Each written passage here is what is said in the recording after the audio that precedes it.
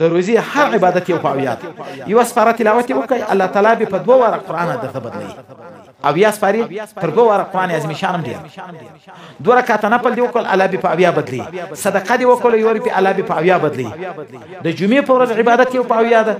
او په رمضان پر روزه کې عبادت یو پاویا ده ک نفل ده ک تلاوت ده ک صدقه ده ک جهاد ده ک علم ده چې ارث عبادت سره کې الله یو پاویا ورته بدلی او دا حدیث ډیر کبیر حدیث مولانا زکریا صاحب نقل کړی ده مولانا زکریا صاحب دا په طریقت کې عالم ده او په حدیثو کې غټ محدث ده دا حدیث قوي حدیث ده نو هر عبادت خدای پاک یو پاویا باندې بدلی د دغه لپاره باید موږ دا کوشش وکړو په رمضان کې صلات تهجد مخکې مونږ ویلو صلات اشراق صلات الضحى ماجګر څلور رکعات نفل ماښام شپږ رکعات نفل ماخستن تراویح دا باید له ذهنه ونه باسو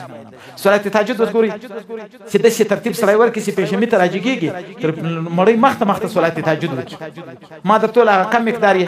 د صلات تهجد لپاره هغه دا د دوه رکعات سره کولای شي څلورم زیات مقدار 12 رکعات صلات تهجد او نبی اسلام بارک وای څوک چې پښپا کې دوه رکعات المنځ کې دوه رکعات نفل وکړي دا خیر من الدنيا وما فيها دا له دنیا او د دنیا تر ټولو نعمتو به ته دوه رکعات نفل د شپې کې دوه صحیح حدیث پکې راغلی او دا حدیث راغلی د پیغمبر علیه السلام بارک وای د قیامت پر ورځ حساب کیږي څوک چې صلات تهجد کوي لا غسر به الله حساب او کتاب نه کوي هغه به حساب او به کتاب جنت ته داخلي وس دا خو موقع د پېښمې ته خو اثر راځي نو دوه رکعات دی پوس پرو څلور دی پوس پرو شپږ دی پوس پرو سړی د دا کوشش اول وکړي صلات تهجد کوي تر پېښمې مخ بل دغه د اشراق لمونځ سړی د نو بیا ترتیب د سی ورکړي چې مثال تر پېښمې مخ ته سړی صلات تهجد وکړي چې مړی وخوري دغه ورسته تلاوت شروع دا د پېښمې ورسته شوی څوک بدی کې داله د دوه شانو خالی نه یا به کله جمع ځینې قضاوي کله بل منځ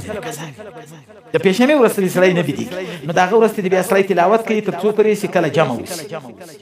د جمع نه بعد بیا سړی لږ په ذکر باندې لګیا کیږي کلمه شریفه دا ذکر دی کوي چا وظیفه اخستې دا دی کوي تر څو چې صلات اشراق وکړي صلات اشراق دوه رکعات نفل دي مرخصو مر سره وخت زیر لاس منټه بعد د جائز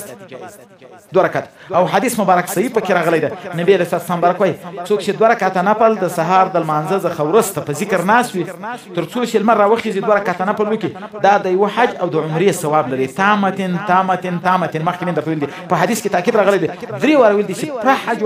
پر حج عمره ثواب ورکړي خدای پاک خو نه پلی حج عمره نو دا د مانځه سره متصل ما بدی چې لمر راخیږي تر هغه پر سره په ذکر کینی ک تلاوت کوي ک خپل وظیفه کوي ک کلمه شریفه وای دا دی او بیا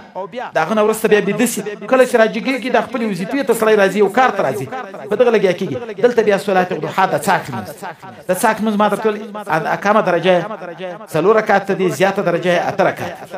تر 12 سپریم کې دغه بیا نبی رسول الله بارک وای په جنتو د جنت یو دروازه ده نوم یې ضحى ده وای په قیامت کې کله خلک راشي د جنت دروازې ته نو اڅوک چې د څاک منځ کې هغه ته وای ستاسو په دغه دروازه نه نوځي دغه دروازه صرف د کسانو د پاره ده چې هغه څوک د څاک منځ کې ضحى نوم ده او ضحى د څاک منځ ته وای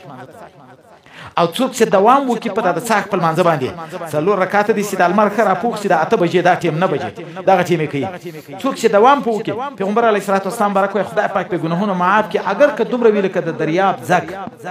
د دریاب زګونه خو به انتها دي دریاب به انتها ده کده دریاب د زګو په انداز باندې ګناهونه خو چې څوک د صلات الضحى باندې دوام کوي الله به ورته معاف کړي